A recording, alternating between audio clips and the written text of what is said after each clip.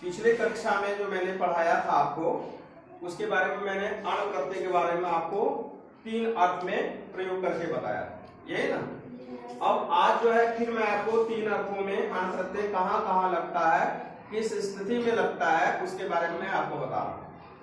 अण प्रत्यय कहाँ लगता है, कहता है सास्य देवता, एक सूत्र है संस्कृत का, सास्य देवता अण। यहाँ आप अण भी दे सकते हैं कि अपने मन से सास्य देवता अण।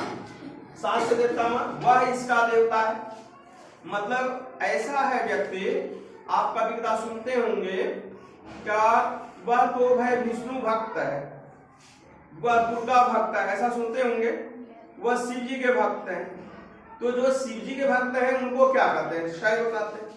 तो शव कैसे हुआ, तो उसके बारे में ये है कि अगर कोई भी देवता है और उनके वो उपासक हैं या भक्त हैं, उपासक हैं, या यह मानते हैं कि नहीं मेरा देवता तो यही है, हम इन्हीं का पूजन करेंगे, एक परंपरागत पूजन होते आता है। कई बार ऐसा भी होता है जो शिव के भक्त होते हैं वो परंपरागत पूजा भी उनका कुछ न कुछ होते रहता है।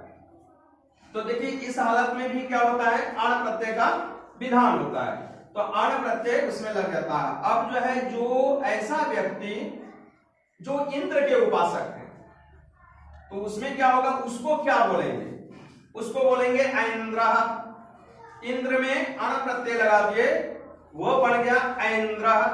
वैसा व्यक्ति जो इंद्र के उपासक हो, इंद्र उनका देवता है, ऐसा जब बात आएगी तब आप क्या कहेंगे, उसको ऐन्द्र बोल सकते हैं। अब देखिए शिव के जो उपासक हैं, आप यहाँ पे देखते होंगे बहुत लोग शिव चर्चा वगैरह करते हैं, शिव के प्रति बहुत ज्यादा आस्था मान रखते हैं। तो जो शिव के उपासक हैं या उनका देवता शिव है, ऐसा जब स्थिति बनेगा तो शिव में अण प्रत्यय का विधान होगा और वो बन जाएगा शैव। ये शैव हम किसको बोलेंगे, शैव उसको बोलेंगे जो शिव का भक्त है। मान के चलिए मैं हूं शिव का भक्त, तो लोग मुझे बोल सकता है आप शैव हैं, समझ रहे हैं, आप क्या है, शैव है। ऐसे घरेलू भाषा में भी बोलता है कि आप शैव हैं। अब देखिए विष्णु के जो उपासक हैं उनको, उसमें विष्णु में जब अण प्रत्यय लगाएंगे तो क्या हो जाएगा, वैष्णव। आप देखते हैं भागवत कथा होता है, तो भागवत कथा में जो दीक्षा दी जाती है, विष्णु की दीक्षा दिया जाता है, तो जितने भी हैं वो सब क्या मानते हैं अपने आप को, हम वैष्णव हैं, ठीक है। आप कई बार ऐसा भी घर में भी सुने होंगे, भाई वैष्णव भोजन बनेगा, मतलब लहसुन प्याज मांस मछली कुछ नहीं होगा, पूरा वैष्णव बनेगा। तो वो वैष्णव का मतलब वहां शब्द का अर्थ हुआ विष्णु के उपासक है लोग, तो वैसे व्यक्ति को हम वैष्णव बोल देते हैं जो विष्णु उनका देवता है या विष्णु के जो उपासक है। ये तो एक है कि यह इसका देवता है, इस अर्थ में सास्य देवता अण करके आप सूत्र भी याद कर सकते हैं। इनका उदाहरण 2-3 ले सकते हैं, आप अपने व्याकरण बुक में देखें तो बहुत सारा और भी उदाहरण आपको मिलेगा। अब देखिए तस्य समूह, समूह के अर्थ में भी अण प्रत्यय लगता है, समूह। अब आप देखिए भिक्षु में अण प्रत्यय लगा दिए, क्या हो गया, भिक्षा। मतलब आप किसी को देखते होंगे कि आ रहा है भीख मांगने के लिए, भिक्षु हमारे दरवाजे पे आ रहा है, इधर गांव में प्रवेश किया, तो उसको बोलते हैं आप भिक्षु है। लेकिन आप समझिए 10-20 के समूह में कहीं आप देख लें, रेलवे स्टेशन में देख रहे हैं या दरिद्र नारायण का जहाँ सेवा होता हो वहां आप देख लें, ऐसा स्थिति आप जब देखेंगे तो वहां दरिद्र नारायण का भोज जब होता है, उनका जब भंडारा होता है, तो वहां सारे लोग भिक्षु लोग जुटते हैं। तो सबके समूह को एक बार में हम क्या कर सकते हैं, भिक्षु, भिक्षुकाणाम समूह भिक्षा। तो उसको हम एक शब्द में अगर बोलेंगे तो क्या बोलेंगे, वह है भैक्ष। भैक्ष मतलब हो गया पूरा। अब है धेनु में अण प्रत्यय लगाए तो क्या हो गया, धैनुकम। गांव घर में देखें होंगे गाय एक साथ में, गाय का झुंड जा रहा है, आपको संस्कृत में बोलना है कि गाय का झुंड जा रहा है, तो फिर आपको परेशान होंगे। तो गाय के झुंड को एक ही साथ में अगर बोलना है आपको तो क्या बोलना पड़ेगा, धैनुकम। धैनुकम अगर संस्कृत में आप प्रयोग करना चाहते हैं, बोलना चाहते हैं इस तरह का शब्द, तो आप वहां धैनुकम अगर बता देंगे तो इसका मतलब है क्या, पूरा गाय का समूह का काम हो जाएगा, गाय के समूह का आपका बोधक हो जाएगा। अब है कि युवती, प्रत्यय लगा गया। अब युवती है, बहुत सारी लड़कियां हैं, उसको एक साथ में हमको बोलना है संस्कृत में, तो आपको क्या बोलता है, यौवतम सिर्फ अगर बोल देते हैं इसका मतलब वो युवतियों का समूह है, ऐसा माना जाएगा। बहुत सारी युवतियां हैं अर्थात युवतियों का समूह है, तो उसमें युवती में जब अण प्रत्यय लगा देंगे तो क्या हो जाएगा, यौवतम हो जाएगा। अब आप देख रहे हैं बहुत सारा मोर है, और मोर के उस समूह को हमें एक साथ में अगर बोलना है तो क्या बोलेंगे, मायूरम, क्योंकि मयूर में अगर अण प्रत्यय लगाएंगे तो क्या होगा, मायूरम। और उसी प्रकार काक मतलब होता है कौवा। आप देखते होंगे कई बार कौवा का समूह आ जाता है, बहुत सारा कौवा एक जगह आप देखते होंगे।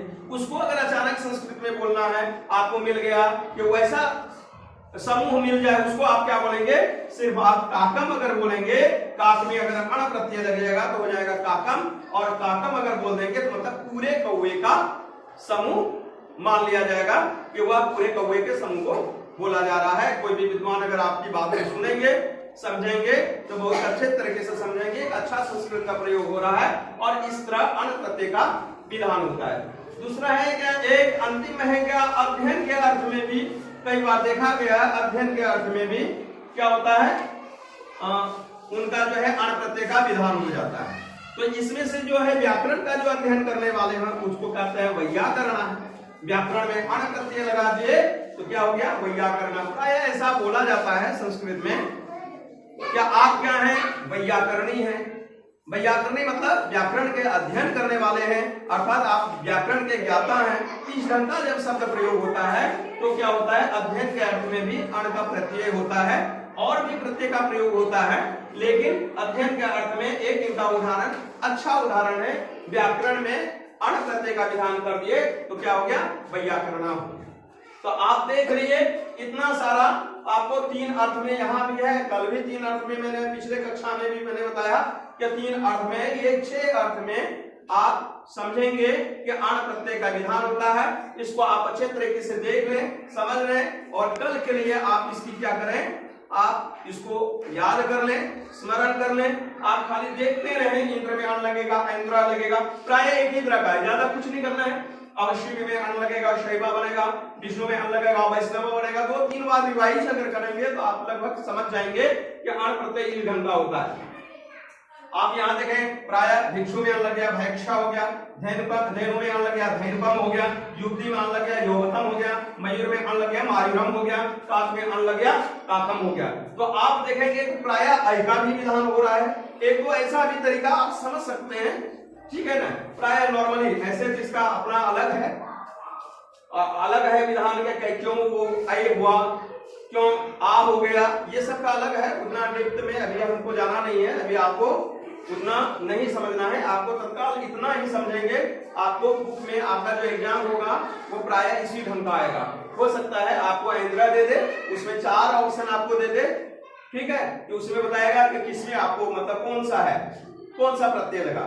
जैसे ऐन्द्र दे दिया, बोला ऐन्द्र में कौन सा प्रत्यय है, कहीं ठक लगेगा, कहीं पुण्य दे देगा, कहीं अण दे देगा, कहीं ल्यप दे देगा, कुछ भी दे दिया 4।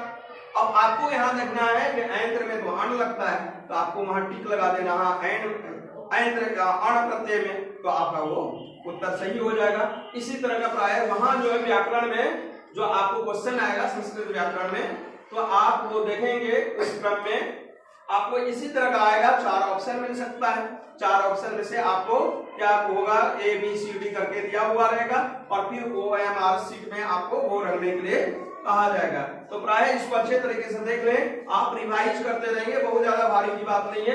10-20 मिनट अगर आप अध्ययन कर लेंगे इसका तो निश्चित तौर पे आप समझ लीजिए कि बहुत अच्छे तरीके से उसको समझ जाएंगे और अण प्रत्यय लगभग आपका खत्म हो गया, ठीक है। तो इसी को कल आप अच्छे तरीके से याद करके कर लेना है और इसको बहुत अच्छे तरीके से आप समझेंगे तो आपको अच्छा समझ में आ जाएगा। कोई इसमें भारी की बात नहीं है कि बहुत ज्यादा भारी है, आपको समझने में दिक्कत हो रही है, ऐसा कोई भी बात नहीं।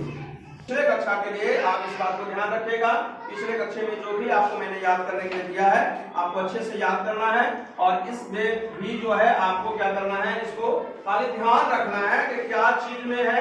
जैसे शिव है तो शिव में अन लगा, कैसा बना, सैज बना, एन बना, वैष्णव बना, आई बनेगा। जैसे आई वाला बात आएगा तो बस थोड़ा थोड़ा ही अंतर आएगा, जैसे मायूरम में थोड़ा अंतर हो गया, काकम में अंतर हो गया, लेकिन देखिए सब जगह प्राय तो एक का ही आ रहा है ना अभी तो आप इस बात को थोड़ा देखेंगे कि क्या क्या थोड़ा थोड़ा अंतर आ रहा है, समझ रहे हैं। एक को थोड़ा सा रिवाइज कर लेंगे तो ठीक हो जाएगा। पिछले कक्षा ये हम सुन लेते हैं कि क्या क्या आपने अध्ययन किया है।